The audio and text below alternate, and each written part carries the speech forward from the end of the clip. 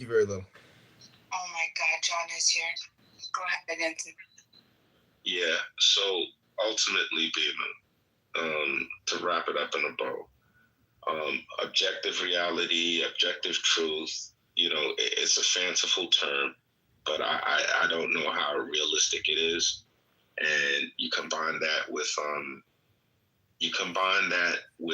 the fact that if our government and the government we're working with wanted to fake stuff, they certainly could.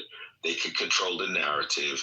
They can control the evidence. They can make anything appear however they want. The technology is that sophisticated, despite what some people may think. So, given the limited knowledge that I have, I agree with Trump's decision to attack Iran.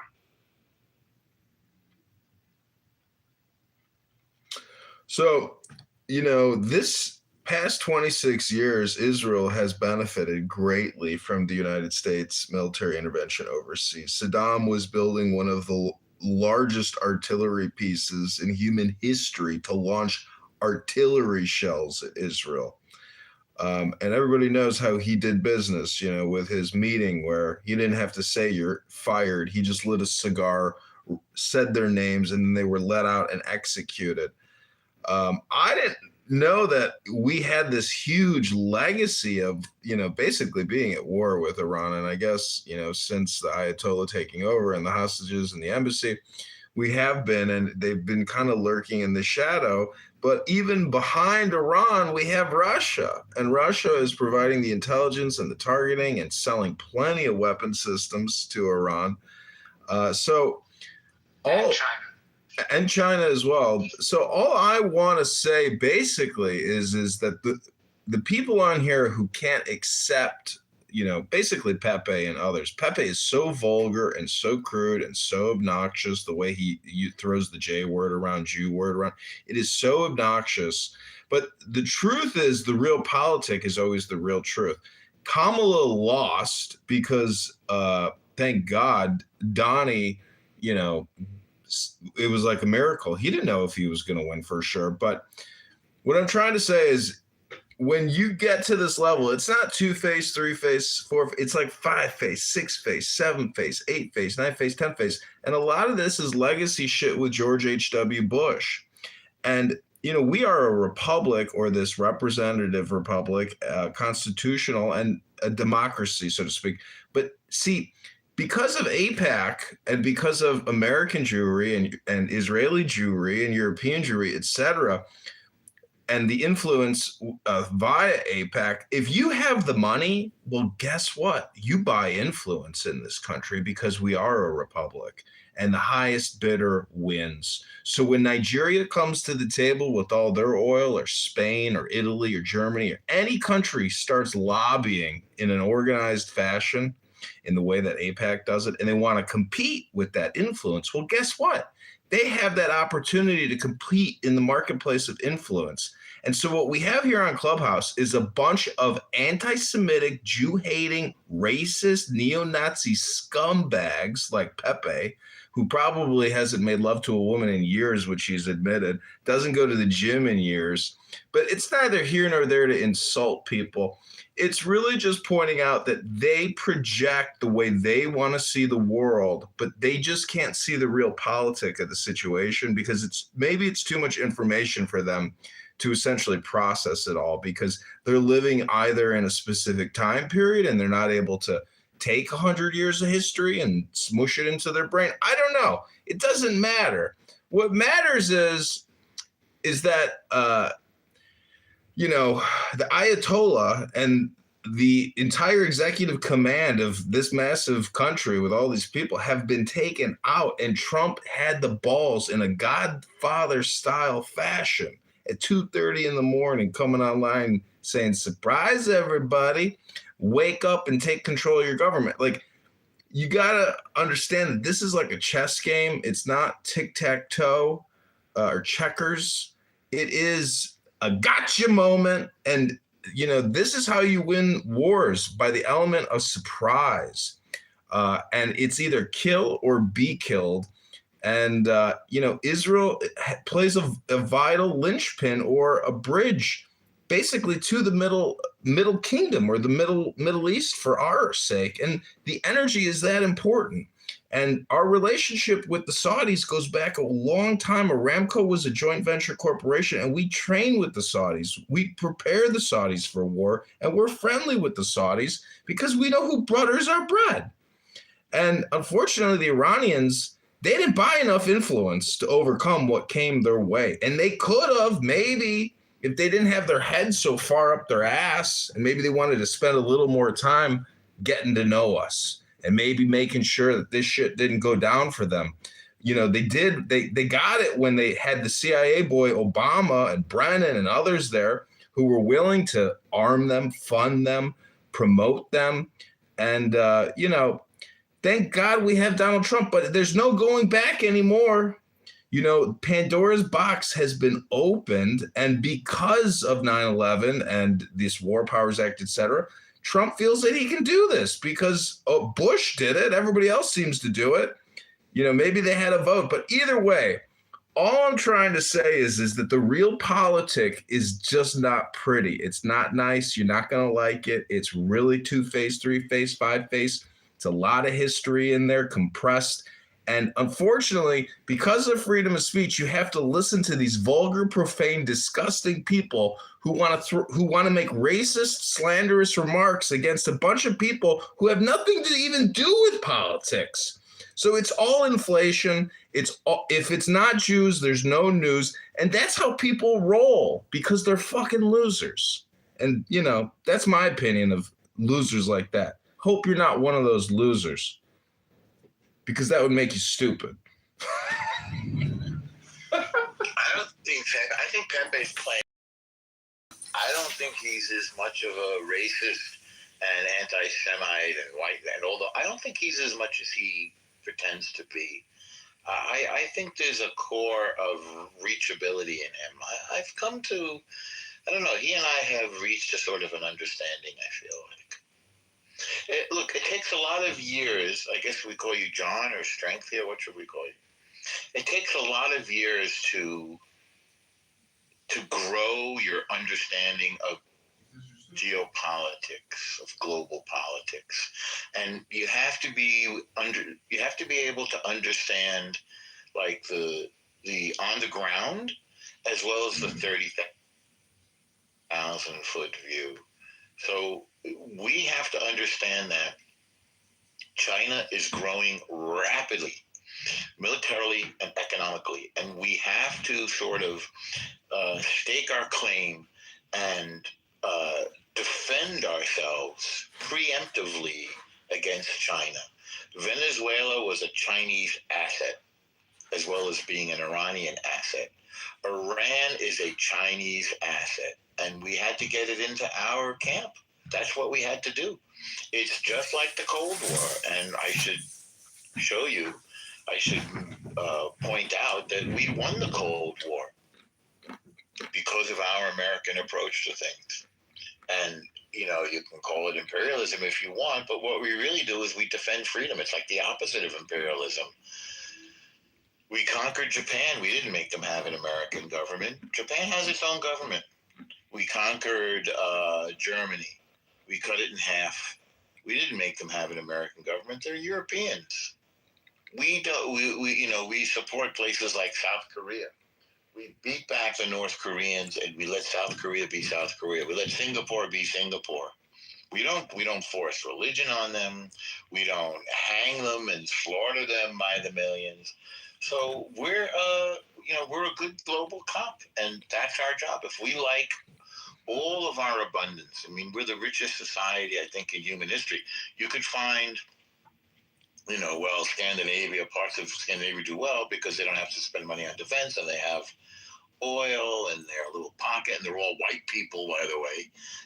They might have a slightly, I don't know what to say, a slightly more stable or elevated lifestyle that have, subsidized healthcare or whatever. But in terms of overall, our culture, our film, our tech culture, our innovation, our cars, our wide open spaces. There's nothing like America. And we probably don't appreciate it sufficiently. We are living like in blessed biblical times. And, One thing, I'll go ahead. Go ahead. Oh no, I just wanted to add in kind of a point you just stated that, and it kind of made me think of a personal sense I have. One thing I hate is when like people compare mono-ethnic states or ethno states to like diverse places like America. I'm like, you can't do that without using nuance. You know what I'm saying? Like they'll be like, oh, like you just mentioned, what was it like Finland or some shit? What'd you say? It was one of them countries that's like super white, majority white. Well, I said Scandinavia, but Norway, Sweden, Finland. The whitest of white places, like where everyone's white, and they'll be like, see how they doing over there? Why can't we do that? I'm like, well, our society gonna be worried about other shit because we have a million different tribes, so to speak, fighting for top spot. So we can't focus on certain shit like they can. You dig what I'm saying? Like that, yeah. And people ignore that very important thing all the time, but they claim to be so smart and just skip over that shit. You know what I'm saying? Well, actually, they're not doing that well either, and that's what they do is based on what we say for them. So because they didn't have to spend on their defenses. Basically, we're being their guard dogs, and so you can save those expenses, very expensive expenses to do what to have long vacations and all the welfares. Yeah, they're riding on our coattails. And I was gonna say this too. That leads to a Right, just 1 second, bro. I'm sorry, brother. Yeah, Hanson, you're absolutely right. They're absolutely riding on our coattails. They would have been bankrupt a long time. I want you to go look at the GDP of Germany, the big dog in the European Union. Look at it, post-COVID. It's horrendous. I want you, people want to talk about Trump's approval rating.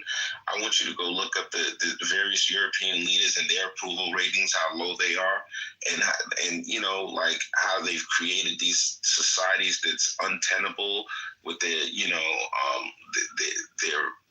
super unionization and all of this nonsense, man. It's just like, and going on vacation half of the year. Half the year, man. Half the year, bro. And it's like, ultimately the United States is subsidizing them. And F NATO. We don't even need NATO. Honestly, like, I understand there's some people here that can't stand Israel, but Israel's been a reliable ally. People don't even understand the amount of intelligence that we get from Israel, the amount of stuff that Israel, puts us like the amount of information that they provide us with that's critical to us maintaining our freedom and staying ahead. But it's okay though. The people that need to know. Obama didn't appreciate Israel, and you see how that worked out for him. Friggin' Kamala, she wanted to minimize Israel and wanted to go with the sisterhood and, what's her name? The Spanish, the Puerto Rican chick from, what's the AOC? AOC. Yeah, AOC and Ilhan And Mondani. White supremacy so bad with their white husband. It's just a mess, man. It's just a mess. I will ride with Israel 110%. I have no issue with them whatsoever. I get it. One man's freedom fighters, another man's terrorists, all that's good. But, I know what side I'm on. I know where my bread is buttered. I'm good. And why do people act like fans, right? I'm going to just throw this. Isn't Kamala's husband Jewish? He's one of those fake, self-hating Jews. It's all good. Like, why do people act like they're, but never mind. Before I don't even want to go down that road, but I was going to say, yeah, man, so another thing that kind of like, first off, Anthony, I be in a lot of rooms you be in, bro. You be speaking that real. I just want to add that in there, man. Like, I'm gonna give you your props ahead of time, bro. Like straight up. So but back to what I was gonna say. One thing I hate is when Americans will be like, "Why are we going around the world policing?" And to myself, I'm thinking like, would y'all rather be someone else? Like if my team is leading the fucking playoffs and is the number one seed, why the fuck would I be mad? Should we be the 6th seed? Should we be like, I don't get that. If your team is number one, shut up and just like my thing is this: people don't view the world for what it is. They like the world is this, bro. Everyone's playing for keeps. If your team has that top spot where people envy them, like it is what it is because somebody's gonna do it. Like it's never gonna be just all the world. We're gonna stay equal and we're gonna come to this decisions and this ain't Captain Planet, bro. Everyone, if it's not us, it's gonna be somebody else. But you know, right, like I remember October 7th, the day October 7th happened, I was like, this is gonna end up with Iran getting fucking flattened because when October 7th happened, and all those retard and the scumbags were celebrating across the world, and they were saying in Australia, like acid juice and everything else. And I was like, this is gonna end up with Iran getting fucking flattened. I have never seen a Jew in 2,000 years. I am so glad that I'm alive to see the Jewish winning again. Benjamin Netanyahu is like the modern day King fucking David. He is deleting enemies and he's deleting terrorists like a Jew hasn't deleted them for like 2,000 years. Bro, this motherfucker was like, oh, Hezbollah dead. Iran fucking dead. He was just like, all the enemies there. Yahya Sinwar fucking dead. He's killing all his enemies. This guy is like a modern day of like fucking fucks. I don't know what even to call him. He's winning left and right, and this is why people don't like it. They've never seen Joshua winning. BP is winning, and the way he's killing that terrorism and deleting the enemies is so graceful. And right now in Iran, all the Iranian enemies are all dead. You elect a new supreme leader, dead. You elect a new leader in Hezbollah, fucking dead. You elect a new leader in the West Bank, fucking dead. You elect a new leader in Gaza, dead. You elect a new leader in fucking wherever you elect them, fucking dead. It's terrible. But Bibi is killing all his enemies. And I'm here for it because his enemies are my enemies. And it's a beautiful, beautiful thing. It won't be for long if he continues doing. Yeah, it will be for long. There's a shift. What are they gonna do? Are they gonna say, It'll be till we're finished. It'll be till we're finished. I didn't interrupt you. Do you have to talk right now? Well, okay, go ahead. You finish. After you spoke over a clip, but no